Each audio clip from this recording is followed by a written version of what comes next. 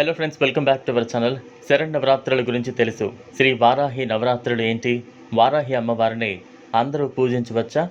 అసలు వారాహిదేవి ఎవరు? ఈమె గురించి పురాణాల్లో ఉందా? ఈ ప్రశ్నలకు సమాధానం తెలుసుకుందాం పదండి. ఆషాఢ మాసం ఆరంభంలో మొదటి 9 రోజులను వారాహి నవరాత్రులు అని అంటారు. ఆశ్వయుజ మాసంలో వచ్చే శరన్నవరాత్రులు, మాఘ మాసంలో వచ్చే మాఘగుప్త నవరాత్రుల్లో 9 రోజుల పాటు అమ్మవారిని పూజించినట్లే ఆషాఢగుప్త నవరాత్రుల్లోనూ 9 రోజుల పాటు వారాహి అమ్మవారిని పూజిస్తారు.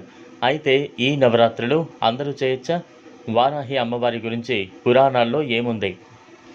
పురాణాల్లో వారాహి అమ్మవారి గురించి ఉందా అంటే బ్రహ్మాండ పురాణం, మార్కండేయ పురాణం, మత్స్య పురాణం ఈ మూడింటిలో వారాహిదేవి మహిమల గురించి ఉందని బాలా త్రిపుర సుందరిదేవి కాలభైరవ పీఠాధిపతి గణేష్ గారు లోకల్ 18కు వివరించారు.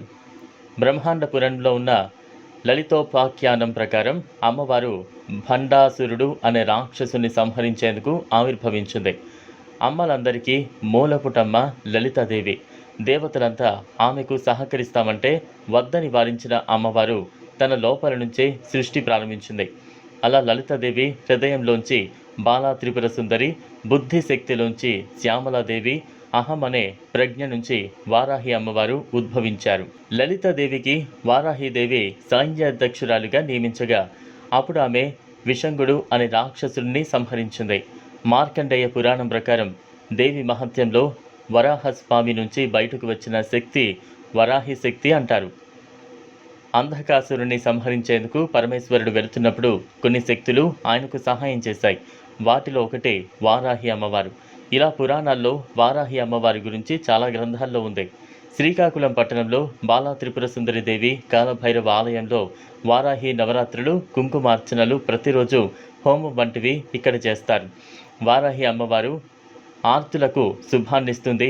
అహంకారం, అసూయ, ఈర్ష్య, ద్వేషంతో ఉండే ధూర్తులను దూరంగా పెడుతుంది. అమ్మవారిని పూజించే లక్షణాలు ఉంటేనే వారాహి అమ్మవారిని పూజించగలం. లేదంటే ఆ ఛాయలకు కూడా అమ్మవారు రానివ్వదు. అంటే తనని ఎవరు పూజించాలో ఎవరు వద్దో అమ్మవారే చెబుతుంది. కేవలం సాత్విక పద్ధతిలో మాత్రమే అమ్మవారిని పూజించాలి. వామాచార పద్ధతుల జోలికి వెళ్ళకూడదు. బ్రహ్మ విద్యా స్వరూపినిగా ఎవరైనా అమ్మవారిని ఆరాధించవచ్చు. అమ్మవారి కృత మనపై ఉండేలా ఆరాధిస్తే తప్పనిసరిగా మీకు అన్ని శుభాలు జరుగుతాయి. చూసారు కదా, ఈ వీడియో కనుక మీకు నచ్చినట్లయితే లైక్ చేయండి, షేర్ చేయండి, ఛానల్ను సబ్స్క్రైబ్ చేసుకోండి. Thanks for watching.